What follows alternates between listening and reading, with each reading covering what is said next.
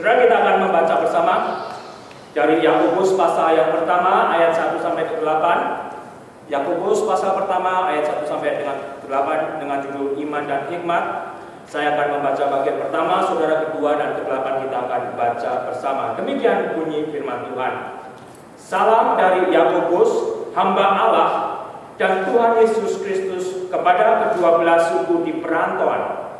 Saudara-saudaraku, anggaplah sebagai suatu kebahagiaan apabila kamu jatuh ke dalam berbagai-bagai pencobaan.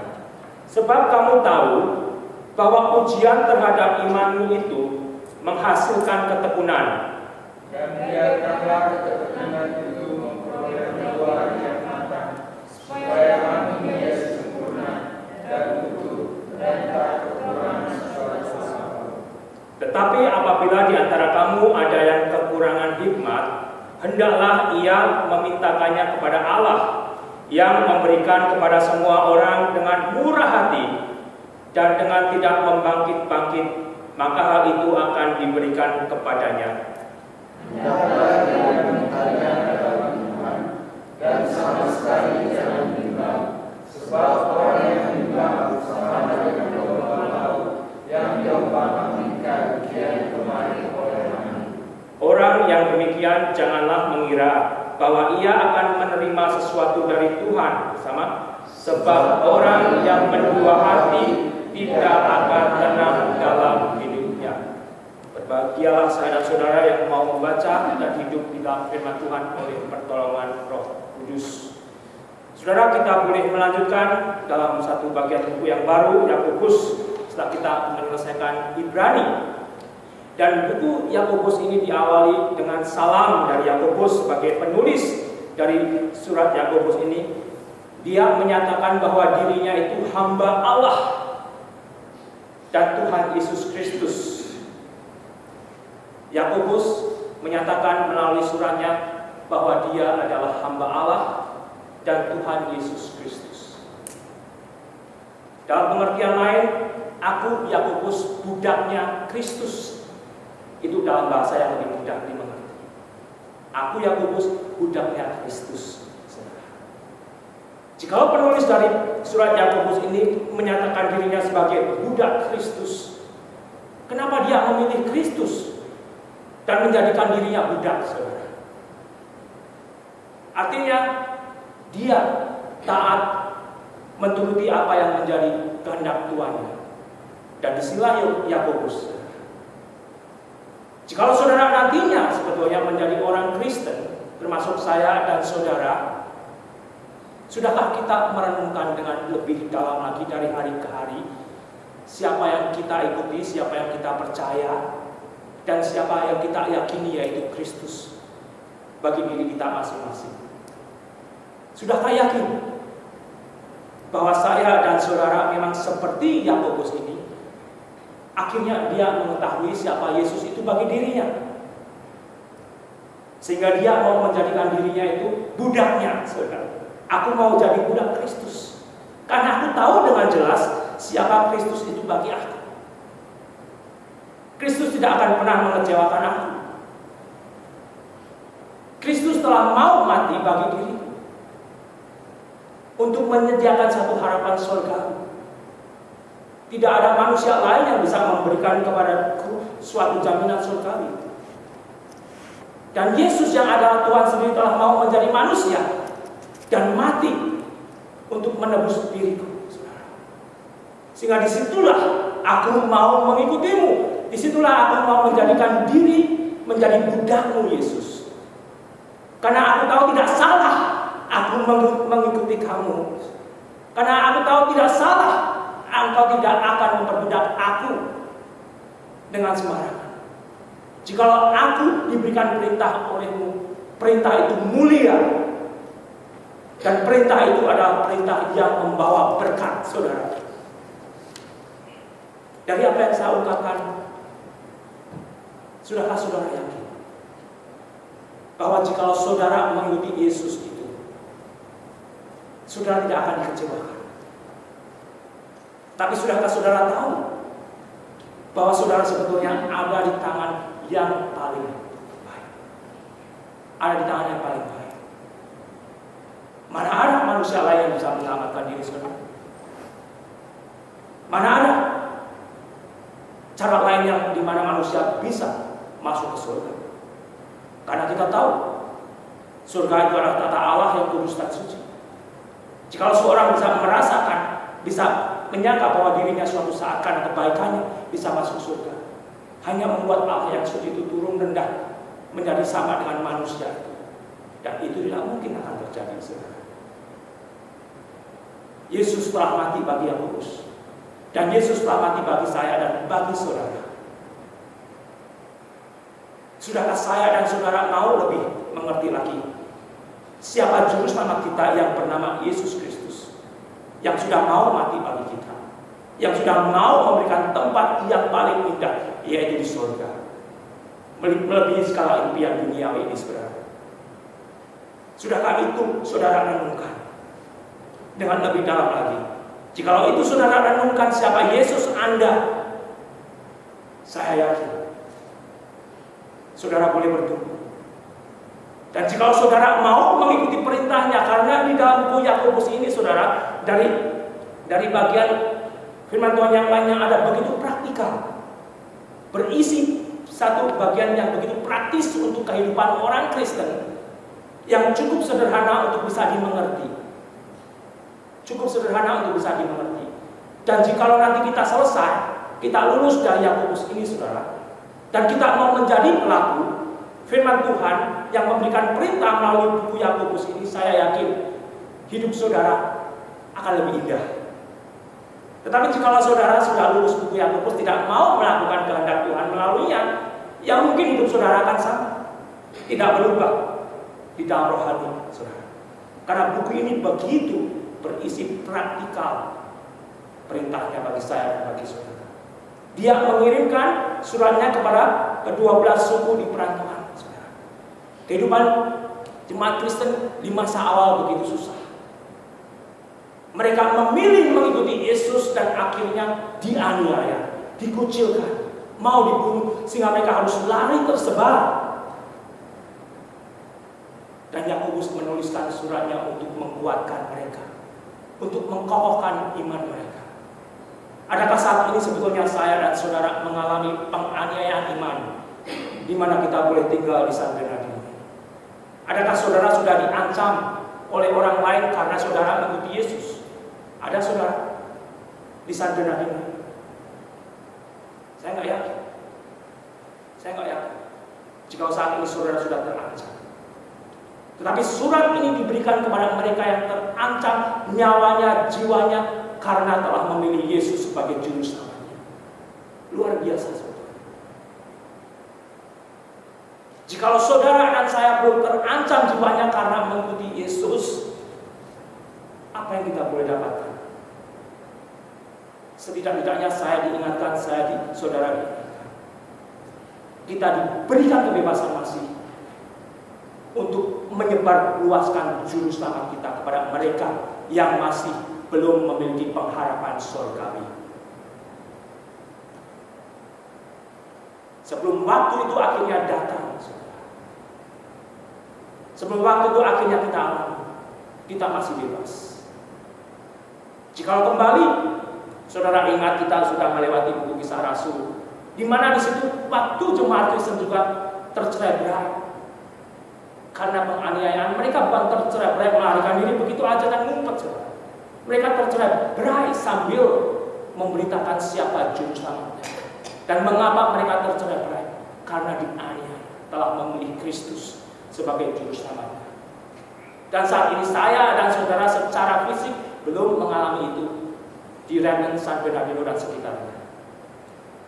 Adakah saya dan saudara mau diingatkan, menceritakan berita baik juru selamat saudara dan juru selamat saya kepada manusia yang lain? Dan dari situ saya yakin saudara akan lebih dikuatkan imannya. Dan dari situ saya yakin hidup Kristen saudara akan lebih indah, karena iman saudara akan lebih bertumbuh.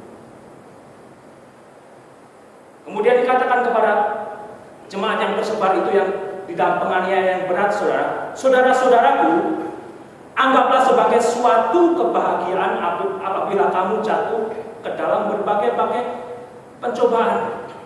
Saudara-saudaraku Kristen yang tercerai-berai karena penganiayaan, jikalau kamu saat ini menghadapi pencobaan-pencobaan yang berbagai macam, anggaplah itu sebagai sesuatu kebahagiaan. Bingung saudara? Bingung tidak? Kalau waktu saya dan saudara dan mereka yang teraniaya imannya justru menganggap itu sebagai suatu kebahagiaan. Terbalik dengan dunia ini. Terbalik dengan filosofi dunia. Oleh karena itu dunia mencemooh Yesus. Jika dunia ini mencemooh Yesus, ya karena mereka mati secara rohani, tidak mengerti rahasia kehidupan surga. Tapi jika saya dan saudara yang sudah diselamatkan, meskipun nantinya sampai kita harus mengalami penganiayaan karena kita mengikuti Yesus, firman ini masih berbicara kepada saya dan kepada saudara, agar itu kita terima sebagai suatu kebahagiaan. Dijelaskan kenapa saudara? Untuk kita menerimanya sebagai suatu kebahagiaan. Karena kamu tahu bahwa ujian terhadap imanmu itu menghasilkan ketekunan. Ternyata saudara, oleh Yakobus dipakai itu untuk menyatakan bahwa kamu itu benar-benar mengikuti Yesus. Kamu itu memang menyandarkan dirimu hanya kepada Yesus. Sebagai satu stempel proof kalau imanmu itu tidak berdasarkan dan tidak mendasar kepada hal yang lain. Saudara, cukup gampang untuk didapatkan di Indonesia jikalau orang Kristen bahkan majelis kalau mempunyai masalah cukup berat, saudara, mereka lari ke dukun. Cukup biasa terjadi di Indonesia, saudara. Dan itu sebetulnya hanya menunjukkan tidak mengikuti apa yang menjadi pesan perintah Tuhan Yesus. Jika hidup saudara susah saat ini, apakah saudara berpikir saudara mau ke fortune teller melihat di bola bundar bagaimana masa depan saya nanti, kapan selesainya saudara penderitaanku, saudara? Artinya ternyata mungkin kita tidak mempercayakan hidup kita kepada Yesus Kristus. Sehingga kita dikembalikan untuk bertobat jikalau itu menjadi bagian pergumulan kita. Kita mau lari di dalam pergumulan kita, saudara.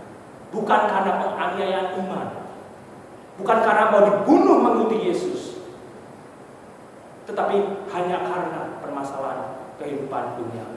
Kita sudah mau meninggalkan Yesus. Bahkan kita mau mencari celah untuk mendapatkan keuntungan di dalam kesempitan. Itu jelas bukan kehidupan Kristen yang alkitabiah, saudara. Dan itu tidak sesuai dengan pengajaran prosperity gospel. Sehingga prosperity gospel memang bukan pengajaran alkitabiah.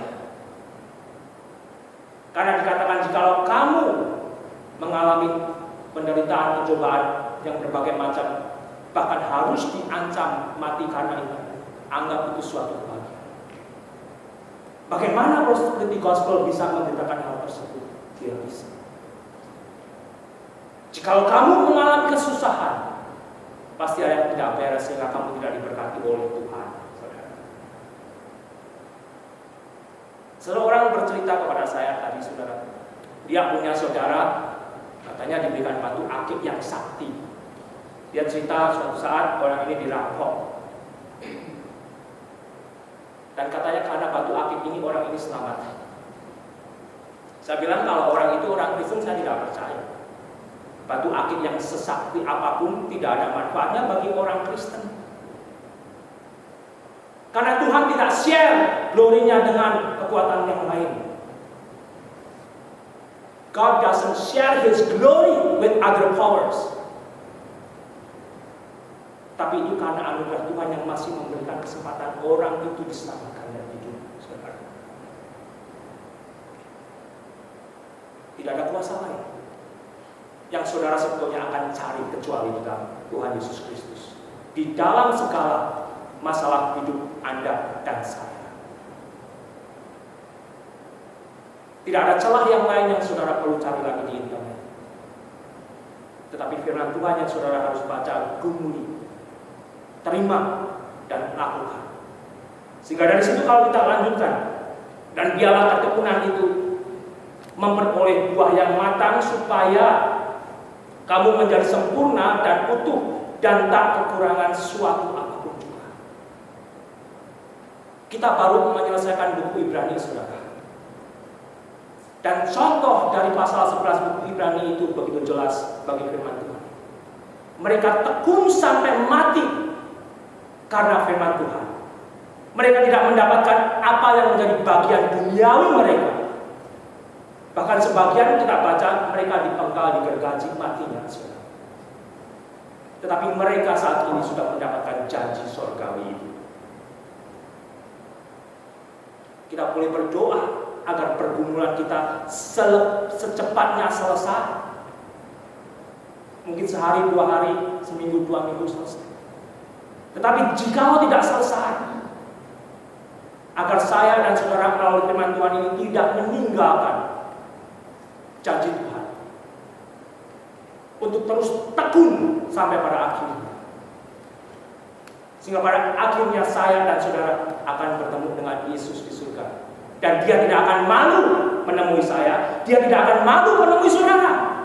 Karena kita juga tidak malu menyatakan siapa Yesus bagi diri kita masing-masing. Kita tidak malu mengakui bahwa Yesus itu Tuhan dan Juru Selamat kita, yang hanya satu-satunya. Kita harapkan, tidak ada pengharapan lain. Tidak ada pengharapan lain. Berikutnya, tetapi apabila di antara kamu ada yang kekurangan hikmat, hendaklah ia memintakannya kepada Allah yang memberikan kepada semua orang dengan murah hati dan dengan tidak membangkit-bangkitkan. Maka hal itu akan diberikan kepadanya.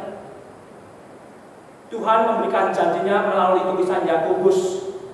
Jikalau saudara struggle di dalam hidup ini, mengeluh di dalam hidup ini, tidak sanggup bertahan, untuk kita berdoa minta hikmat kepada Tuhan, agar saya dan saudara dimampukan melewati hari-hari pencobaan yang berat ini, saudara. Dan janjinya apa, saudara? Firman Tuhan, kita akan diberikan hikmat tanpa tunggu-tunggu, tanpa tanya, kita akan diberikan. Tetapi jikalau hikmat itu yang sudah dijanjikan diberikan kepada kita, maukah kita menerimanya? Dan yang jelas hikmat Tuhan yang alkitabiah itu, semakin sedikit saya, semakin banyak Tuhan Yesus. Less of me, more of Jesus. Karena Alkitab di bagian ini bisa dimanipulasi, dan saudara akan mendapatkan satu hikmat yang aneh-aneh, yang tidak alkitabiah. Oh, saya diberikan hikmat oleh Tuhan. Saya harus menipu ke kiri, saya harus menipu ke kanan, sehingga saya boleh selamat dan mendapatkan justru keuntungan, saudara. Dan dari satu bagian ayat Alkitab ini, saudara, akhirnya muncul satu kelompok sesat yang bernama Mormon itu, yang begitu besar dan luar biasa. Kenapa saya katakan sesat? Dia katakan, you were God and you will become God. Sesat. Tapi luar biasa besar. Joseph Smith merasa bahwa gereja yang dia temui saat itu tidak beres. Dia berasal dari gereja evangelika. Kemudian dia pas membaca firman ini, dia pergi ke hutan dan berdoa. Dan katanya, Bapa dan Tuhan Yesus berbicara kepada dia untuk memulai gereja yang benar. Diselewengkan firman Tuhan.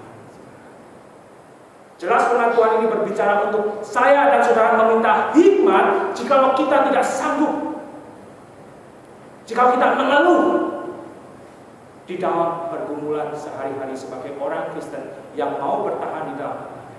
dan kita sudah dijanjikan. Untuk akhirnya saya dan saudara harus memandang salib Kristus. Dia tidak memikirkan dirinya, tapi dia mau mati bagi saya dan mau mati bagi saudara.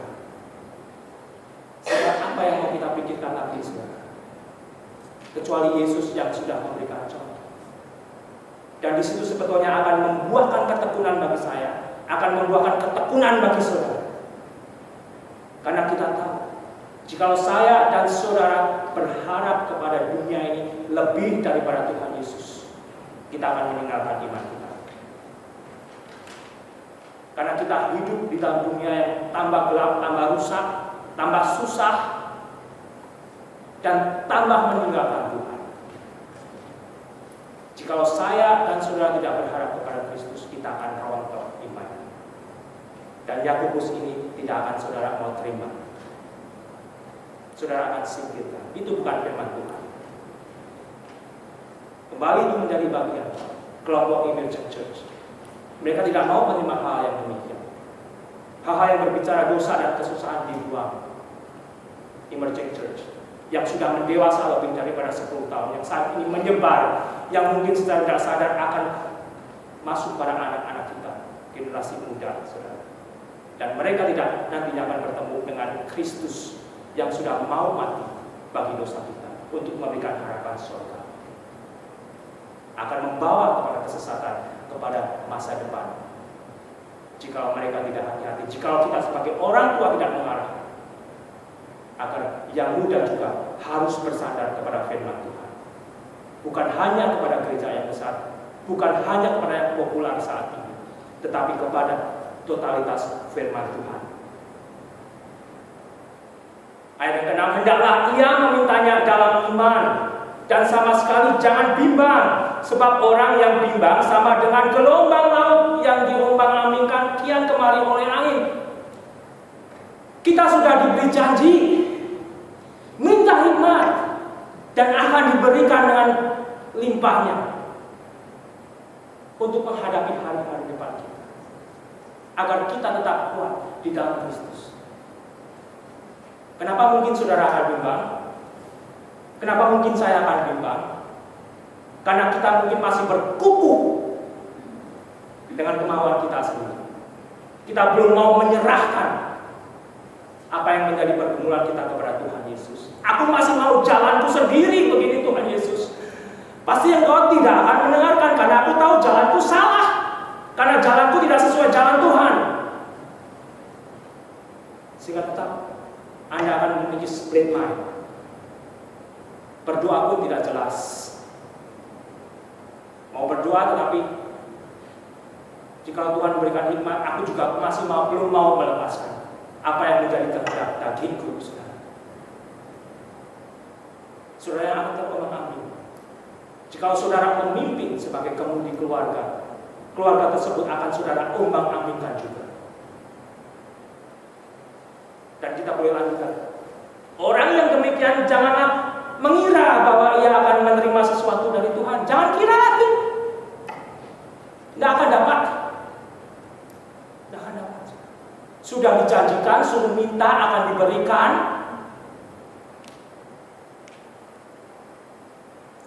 Kalau tidak yakin, tidak akan dapat. Sudah dijanjikan. Sudah dijanjikan. Jika saudara minta dan saudara mau submit hikmat Tuhan yang bagaimana untuk saudara juga kuat, boleh tetap hidup di dalam iman, tidak memiliki iman yang kacau, Tuhan akan berikan. Itu yang dijanjikan. Saya tidak bisa menjanjikan, pendeta tidak bisa menjanjikan, dan manusia tidak bisa memberikan. Tapi firman Tuhan sudah menjanjikan, Tuhan akan memberikan itu kepada setiap anak-anaknya yang meminta hikmat, untuk mereka sanggup tetap tinggal di dalam Tuhan. Permasalahannya, saya dan saudara harus menerima hikmat Tuhan yang harus dibalance dengan Alkitab. Jikalau hikmat itu katanya aneh-aneh, tidak biblical, harus kembali. Senternya adalah salib Kristus. Hikmatnya adalah Kristus. Apa yang Dia sudah perbuat bagi saya dan bagi saudara, tidak jauh dari situ, saudara. Kalau jauh dari situ, hati-hati. saudara bisa menyesatkan diri saudara sendiri. Dan akhirnya, sebab orang yang mendua hati tidak akan tenang dalam hidup. Orang itu tidak akan tenang. Siapapun termasuk saya dan saudara, nantinya hidup saudara tidak akan tenang. Karena mendua hati. Di sisi satu, saya masih bersikeras dengan keinginan saya. Tapi di sisi satunya, saya mau ikut Tuhan. Konflik terus begini. Dan kita berdoa pun tidak dapat kan, tadi firman Tuhan mengatakan. Karena kita masih memegang apa yang kita mau. Saya dan saudara sebetulnya akan menderita, tidak tenang hidup. Sebelum saya dan saudara mau menyerahkan hidup, Tuhan, ini masalah hidupku, dan aku minta hikmat-Mu bagaimana aku harus menyelesaikan hidup.